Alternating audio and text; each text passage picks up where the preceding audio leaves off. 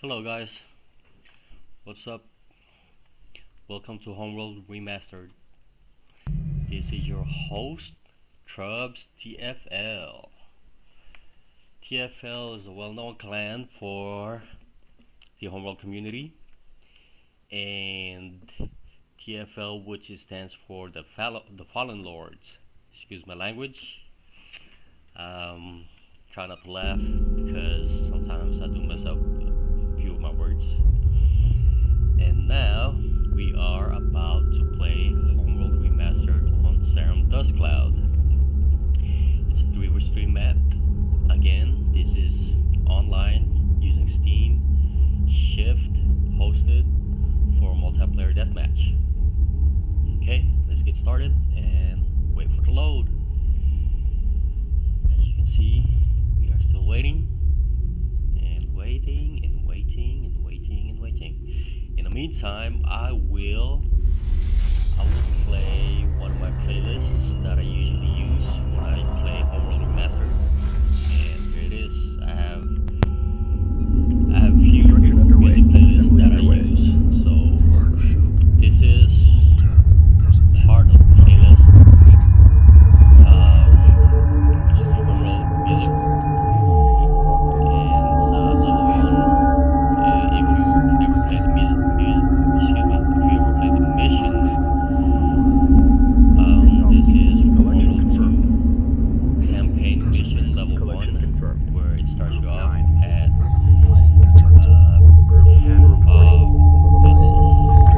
guys, don't hate me because I forgot the name of the map, but it's the first map though. Tanis, there you go. It's at the Tanis base. Anyways, I'm sorry. I just play the game. I don't keep track of I know the name, but it's just out of my head right now. So yeah, this is the first mission music of the game, and during the game you will hear a few musics that will not be Homeworld music, but it is really good to listen to, especially when you're in the heat of the moment, dueling other players. And it's really perfect for combat scenarios. Now, as you can see, right now I'm setting up my probes out, okay? And I would say that it would be a smart move to send probes out to check out your opponents and to see what they are currently doing. So that way you'll be able to better prepare yourself for what they are building, and or maybe counter their build. So I am strategically positioning all my probes on specified locations. Sorry about the glitch. It's a little glitch here. It won't take long.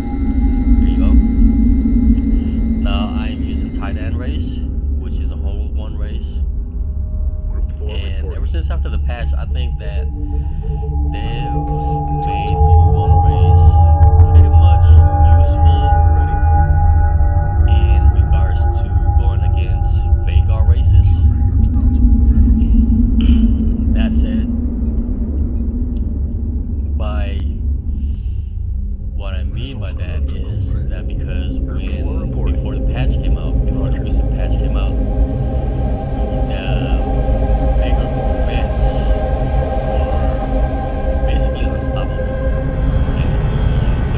And it was so hard. It was really difficult for one race to compete with Vagar race due to the lack of the gravel effect on the corvettes.